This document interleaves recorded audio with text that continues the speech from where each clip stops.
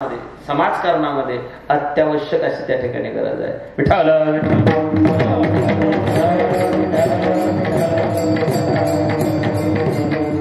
काय गंगा गायत्री गोविंद गीता 5 नाव अज्ञातखंड आर्यावर्त हिंदुस्थान भारत आणि इंडिया हे 5 नाव या देशाला आहेत. रामायणातला भरत, भागवतातला भरत, महाभारतातला भरत, दुष्यंत आणि शकुंतलेचा भरत, कैकेयी आणि दशरथ राजाचा भरत आणि जड भरत असे 3 भरत या राष्ट्रात झाले म्हणून या देशाचं नाव भारत ठेवलं. या देशातली व्यक्ती जर परदेशात गेली तिथले लोक विचारतात कहां से आए हो आप, जे हिंदुस्तान से आए हैं, क्या विशेषता है तुम्हारे देश की? होठों पे सच्चाई रहती है, जहां दिल में सफाई रहती है. हम उस देश के वासी है, हम उस देश के वासी है जिस देश में गंगा बहती है. आम्ही त्या राष्ट्रात, आम्ही त्या देशात जन्माला आलेलो आहे ज्या देशामध्ये गंगा आहे, ज्या देशामध्ये गोमाता आहे, ज्या देशामध्ये भगवंतानं पार्थाला गीता सांगितली. गीता जन्म कसा घ्यावा हे शिकवते, गीता शास्त्रही शिकवते आणि वेळ प्रसंगी धर्मरक्षणासाठी गीता शस्त्रही हात घ्यायला सांगितले. भगवंतानं अर्जुनाला शास्त्र सांगितलं पण नुसतं शास्त्र सांगून भागणार नव्हतं म्हणून भगवंतानं अर्जुनाला सांगितलं आता शस्त्र उचल. मायबाप, तुम्ही कोणत्या देशात, कोणत्या राज्यात, कोणत्या जिल्ह्यात, कोणत्या तालुक्यात, कोणत्या गावात, कोणत्या गल्लीत, कोणत्या गोत्रात, कोणत्या घरात, कोणत्या कुळात जन्माला आले याला किंमत नाही. जन्माला आल्यानंतर तुम्ही कसा वागला त्याला अत्यंत गरज आहे. म्हणून गीता जन्म कसा घ्यावा हे आम्हाला शिकवते आणि त्याची आज गीतेच्या तत्वज्ञानाची आम्हाला अत्यंत गरज भासते. काळाची गरज झालेली आहे. संत विचारांचे ग्रंथ, संत भगवंत या गोष्टींची गरज आहे. हा देश तो आहे ऋषीमुनी तपी तपी संन्यासी बैरागी या देशात. मस्त कस्त वराह नरसिंह वामन परशुराम रामकृष्ण बौद्ध व्हायचा बाकी कलंकी 10 अवतार या देशात. पती परमेश्वर या देशात, पत्नी लक्ष्मीचं स्वरूप या देशात, आई वडिलांचा आदर या देशात, सासू सासऱ्यांची कदर या देशात, आले गेलेल्यांचा आदर या देशात आणि ज्यांनी घेते नेहमी डोक्यावर पदर या देशात. सासू सासऱ्यांचा आदर, आले गेलेल्यांची कदर, जे घेते नेहमी डोक्यावर पदर तिला म्हणता इंडियन मदर. सध्या आदर आहे, कदर आहे पण पदर उडूनच गेला, मर्यादा उरली नाही. दुनिया बदल गई, मौसम बदल गया, मर्यादा सोडली लोकांनी. जमाने में बदल आजकल हो रहा है, जरा गौर से तो देखो यहाँ पाप हो रहा है. जमाने में बदल कहता है इतिहास, यहाँ पर दूध की नदियां बहती थी, हरी भरी इस देश की जनता सदा ही सुख से रहती थी. मगर आज खाने को मिलती न रोटी, दही दूध माखन की आशाई छुट्टी. करोड़ों यहाँ पर कटती है गैया, कैसा रहेगा इसमें कन्हैया. म्हणून प्रत्येक भारतीयाने या गोष्टीचा विचार करणं आज गरजेचं आहे. जगाच्या पाठीवरती भारत असा एकमेव देश, त्याला माता म्हणतात. भारत, भारत माता. तुम्ही असं कधी ऐकला अमेरिका माता, जपान सुलतान?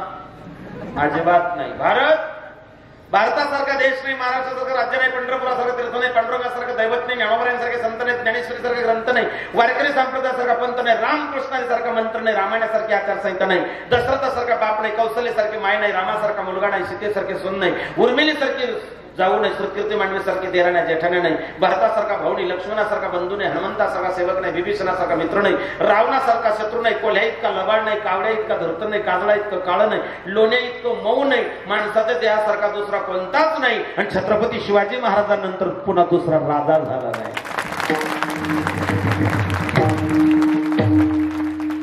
पवित्र असा देह भगवंताने तुमच्या आमच्या ताब्यात दिला. कशासाठी? देवी दिला देह भजना गोमटा. लोक भांबावलेले आहेत, हायपर टेन्शन बॉड्रेशन मध्ये जीवन जगतात लोक. तुमच्या घरामध्ये सगळं सेट आहे, टीव्ही सेट आहे, सोफा सेट आहे, डायमंड सेट आहे, टी सेट आहे, फक्त तुमचा माइंड अप सेट आहे. आणि तुमचा माइंड सेट करण्याकरताच हे 2 तासाचं ब्रेन वॉशिंग सेंटर आहे. भांबावलेले लोक हायपर टेन्शन बॉड्रेशन मध्ये जीवन जगतायत. मी तर म्हणतो ना, पंतप्रधान फक्त टीव्ही वरती 8 वाजता लाईव्ह यावेत आणि त्यांनी फक्त इतकंच म्हणावं, मित्र मेरे प्यारे देशवासियों, आज रात 12 बजे के बाद लाईट चालली जावी. बऱ्याच लोकांचा बीपी हाय होईल.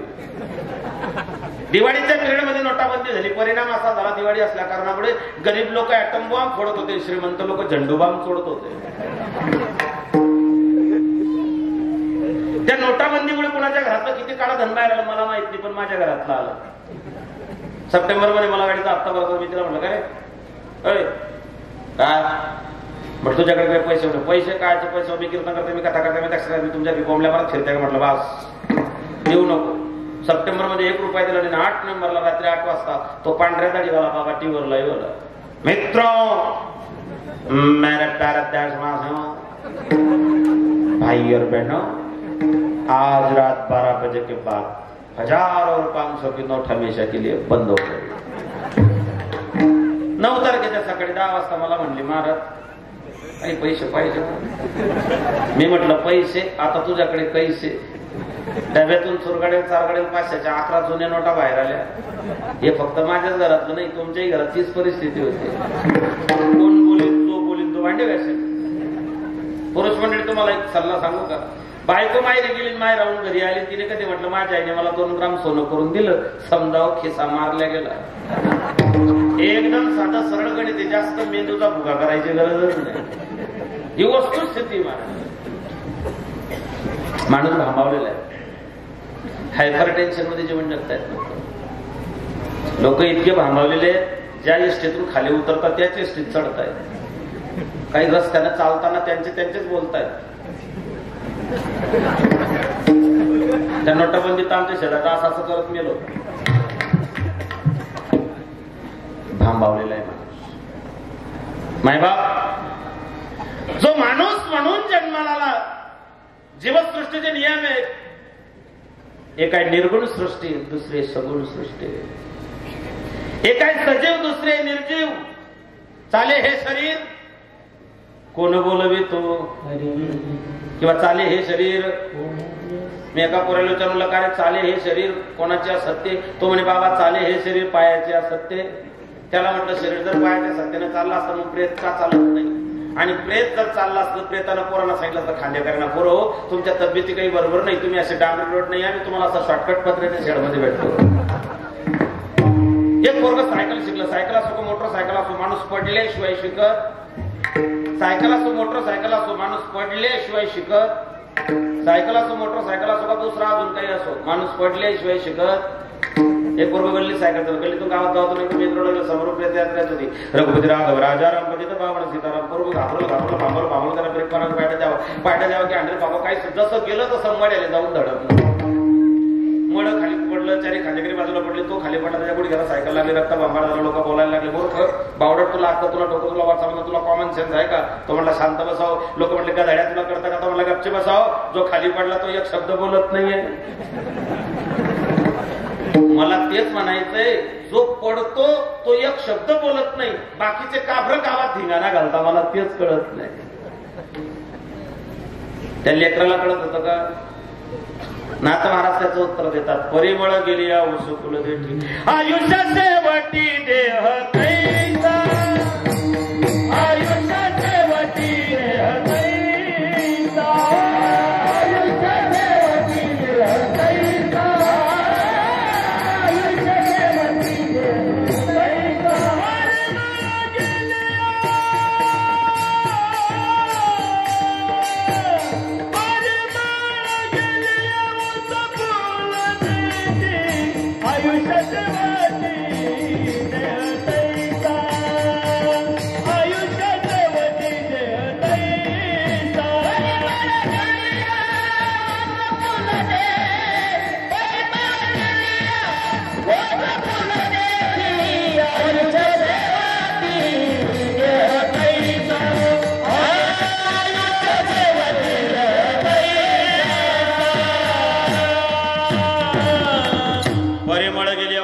आयुष्य शेवटी देह तैसा. मायबाप यासाठी संतांनी समाजाला जागवण्याचं काम केलेलं आहे. भगवंताचं कार्य वेगळं आहे, जीवाचं कार्य वेगळं आहे, संतांचं कार्य वेगळं आहे.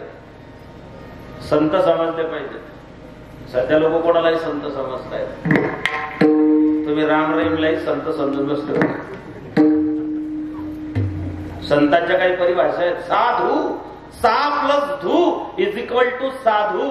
ज्याने 6 धुतले त्याला साधू म्हणतात. काम, क्रोध, लोभ, मद, मत्सर, अहंकार, षड्विकार. ज्याने षड्विकारांना धुवून टाकलं त्याला साधू म्हणतात. साधू म्हणतात कुणाला? जिसके पास छाता नहीं जिसके पैर में जूता नहीं, जिसका बैंक में खाता नहीं, जिसका परिवार से नाता नहीं, उसे कहते साधू। साधू म्हणतात कुणाला? जिसके पास टीवी नहीं, जिसके पास बीवी नहीं, अमीरी गरीबी नहीं, नाश्ते में जलेबी नहीं, उसे कहते साधु। साधु म्हणतात कुणाला? जिसके तन पे कपडा नहीं, जिसका वचन में लफड़ा नहीं, जिसका किसी से झगड़ा नहीं, उसे कहते साधु।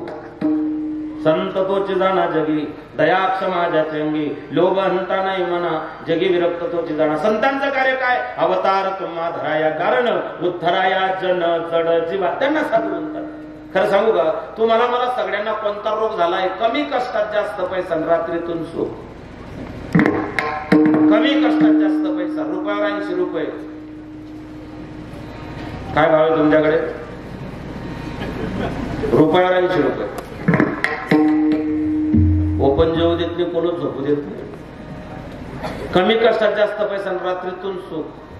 याच न्यायाने माणूस रात्रंदिवस पछाडलेला आहे, जीवनातला स्वास्थ्य हरून बसलेला आहे।